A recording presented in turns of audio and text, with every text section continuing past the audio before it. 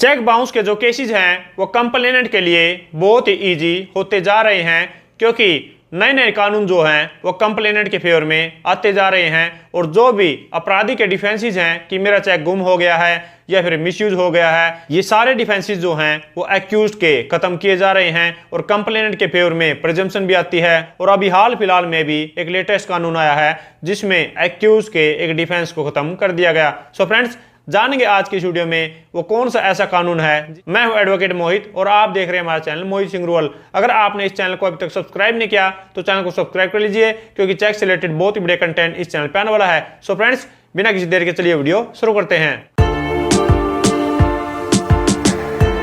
So friends, जिस judgement में ये लॉ पॉइंट डिसाइड किया गया है उसका नाम है सरफुद्दीन वर्सेस मोहम्मद अशरफ 2017 की ऑनरेबल केरला हाई कोर्ट की ये लेटेस्ट जजमेंट है। तो सबसे पहले हम इस केस के फैक्ट्स जान लेते हैं कि इस केस में क्या हुआ था। इस केस में जो कंप्लेनेंट है और अपराधी है उनके बीच में एक पैसों का लेन देन था।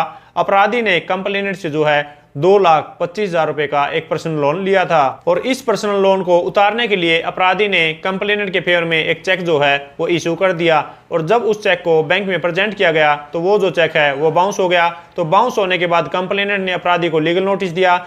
लीगल नोटिस पर भी कोई भी पेमेंट जो है वो नहीं दी गई। तो यहाँ पर कंप्लेनेंट ने अपराधी के खिलाफ एक चेक बाउंस का केस डाल दिया। तो यहाँ पर जब अपराधी उस केस में पेश हुआ तो उसका ये कहना था कि ये जो चेक इसमें लगा हुआ है इस पे सिर्फ सिग्नेचर मेरे हैं, बाकी की जो कंप्लीट बॉडी है वो किसी और के द्वारा फिल की गई है। और साथ में ही अपराधी का ये भी कहना था कि जो भी इस केस में एग्रीमेंट लगा हुआ है उस पे भी मेरे ब्लैंक सिग्नेचर लिए गए थे, जो भी कंटेंट्स है उसके बारे में मेरे को नहीं पता है और वो मेरी हैंड राइटिंग में नहीं है। तो यहाँ पर अपराधी के द्वारा एक एप्लीकेशन लगाई गई कि जो भी चेक है उसकी हैंड राइटिंग को और जो भी इस केस में एग्रीमेंट लगा हुआ है उसकी हैंड राइटिंग को जो है FSL यानी कि फोरेंसिक साइंस लेबोरेटरी से चेक करवाया जाए कि इसमें मेरी हैंड राइटिंग नहीं है और मेरे को इस केस से बरी किया जाए।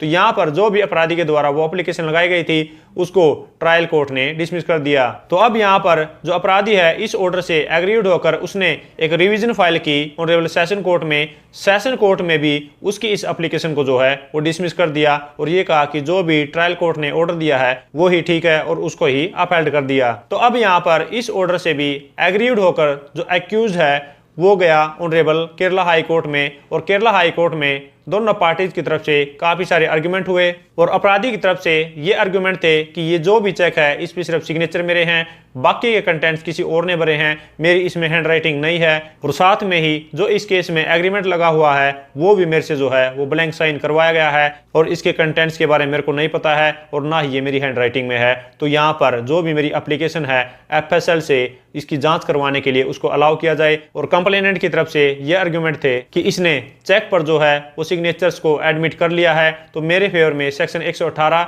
और सेक्शन 139 NI एक्ट की जो प्रिजम्पशन है वो अराइज होती हैं। और अगर इसका ये कहना है कि इस चेक को किसी और के द्वारा भरा गया है तो ये भी इस पे कानून सेटल है कि इस चेक को जो है वो किसी और के द्वारा भरा जा सकता है, इसमें कोई भी दिक्कत नहीं है। तो इसने जो भी एप्लीकेशन फाइल की है FSL से जांच करवाने के लिए उसको यहाँ पर भी डिसमिस किया जाए। तो यहाँ पर दोनों पार्टीज के आर्गुमेंट सुनने के बाद ऑनरेबल केरला हाई कोर्ट ने यह फाइंडिंग दी कि यहाँ पर इस केस में जो अपराधी ने चेक दिया है उसको एडमिट कर लिया है और साथ में ये भी एडमिट कर लिया है कि उस चेक पर उसके सिग्नेचर हैं। और यहाँ पर ये बात भी प्रूव हो चुकी है कि कंप्लेनेंट ने अपराधी को एक लोन दिया था। तो यहाँ पर अगर हम बात करें कि बाकी के जो भी कंटेंट्स चेक में वो किसी और के द्वारा फिल किए गए हैं, तो यहाँ पर अगर हम ये मान के भी चले कि ये एक अधूरा इंस्ट्रूमेंट है तो इसको भी फिल किया जा सकता है, इसमें कोई भी दिक्कत नहीं है। यानी कि अगर कोई भी जो चेक है उस पे सिग्नेचर को जो है एक्यूज के द्वारा एडमिट कर लिया गया है तो जो भी बाकी के कंटेंट्स हैं किसी और के द्वारा भी फिल किए जा सकते हैं, उसमें कोई भी दिक्कत नहीं है। तो यहाँ पर भी ऑनरेबल केरला हाई कोर्ट ने एक्यूज की जो ये मिसलेनियस एप्लीकेशन थी इसको यहाँ पर डिसमिस कर दिया और ये कहा कि जो भी